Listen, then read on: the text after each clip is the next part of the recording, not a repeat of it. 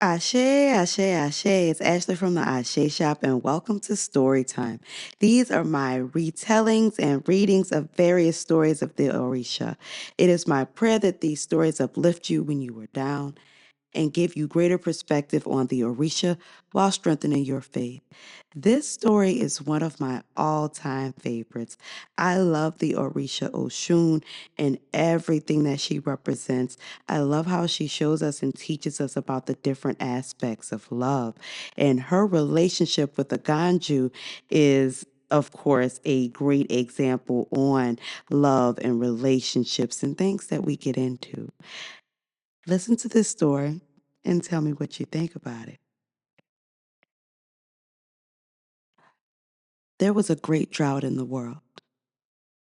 Nobody could get any water from anywhere. The people were crying to the Orisha. The Orisha are crying to Olodumare. So, of course, everybody again is looking at Eshu like, Eshu, you the messenger. Can you make sure that Olodumare is getting the message? And Eshu's like, cool, no problem. So Eshu goes up to Olodumare. And God is like, that is not my problem. You need to figure out on your own what happened to the water. I didn't shut it off. So, figure it out for yourself. So Eshu is like, okay, I got to figure it out. I got to find out what's happening to the water, where'd it go? So he goes searching and finds himself in the wilderness. And of course, finding himself in the wilderness, he ends up finding a Ganju.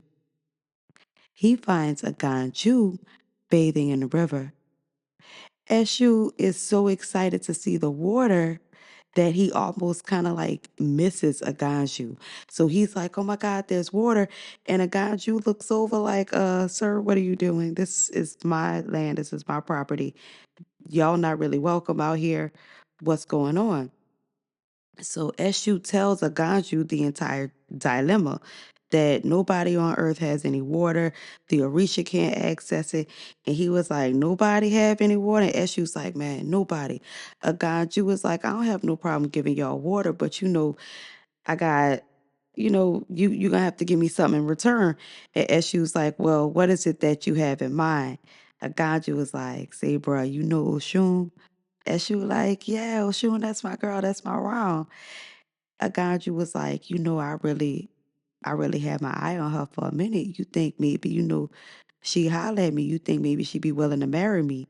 And she was like, well, I don't really think she'd be opposed to that. You know, you a good guy. You ain't out here like the rest of them having two, three, and four girlfriends and stuff. So, I'll drop a good word on your behalf and I'll talk to Olodumare and tell him, what you said to see if he willing to let you marry his daughter.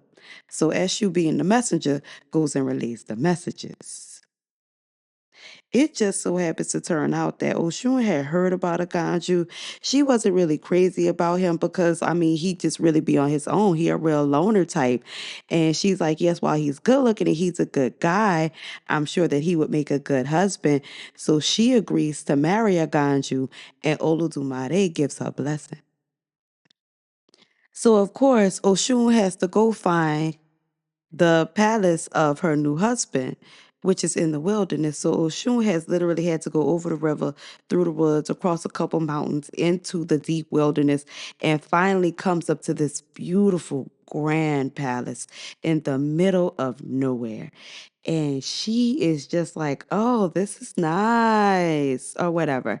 So she goes in and she sets up home and she notices like everything is really lavish. Everything is over the top. Everything is to her liking, down to the food. She doesn't see any servants or anything, but she notices everything is in place exactly where it's supposed to be.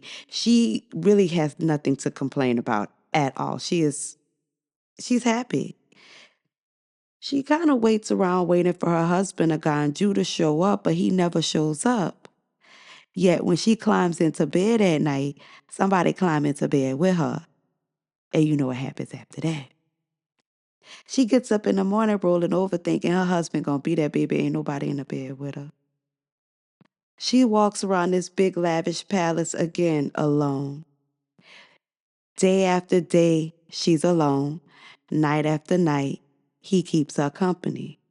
Never really seeing her, never having a conversation. And this starts to wear on her after a while. So when Oshun notices that she's pregnant, while they in the middle of it one night, she's like, I'm pregnant. Can I go home to be with my people? Because I don't want to have this baby on my own. And Aganju, just being really truly in love with Oshun, agrees because he really just wants her to be happy. Him not talking to her, he doesn't realize that that's why she's sad. So of course he's like, you want to go home, but once you have our baby, come back. And she's like, cool, agreed upon.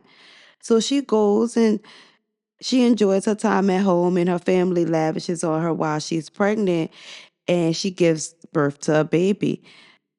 It's a little boy. Some people think that this child is shine gold, but that's kind of just speculation. Either way it goes, when it's time for her to go back home, her mother says, maybe you should bring a servant with you to take care of the child. That way, you can have somebody to talk to when it comes to rearing the child, because, I know things there are a little weird. Oshun agrees.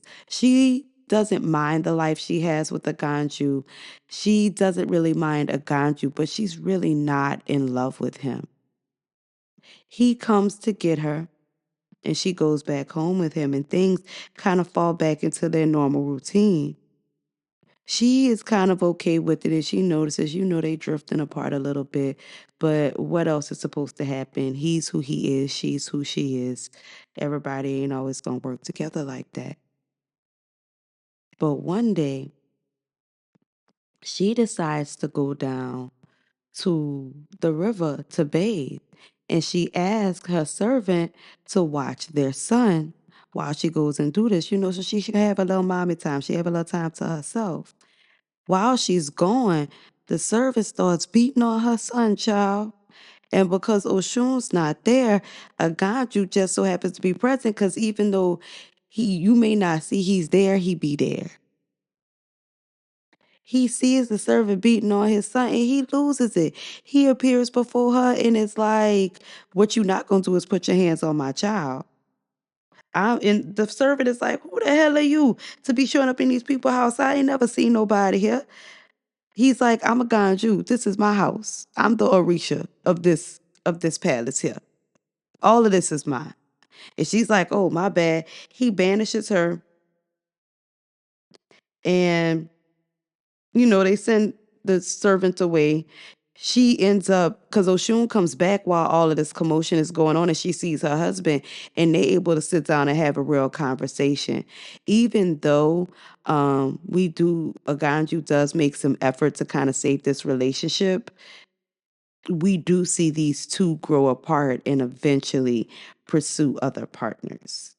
I like this story because we see a romance that Oshun experiences, a love where it's literally just all about her. There aren't other women or other Orisha present in the picture that she has to compete with. I would imagine in this relationship with the Ganju, she's really able to express herself freely and openly, and just really explore parts of herself while being in a relationship.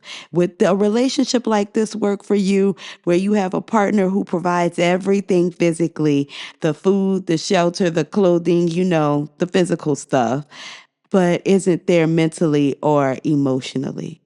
I hope you enjoyed this story. The resources used today can be found at theasheshop.com, where you can also book a reading, catch a class, and stock up on our spiritual bath and body products. Asè Axé Ashé. Oh.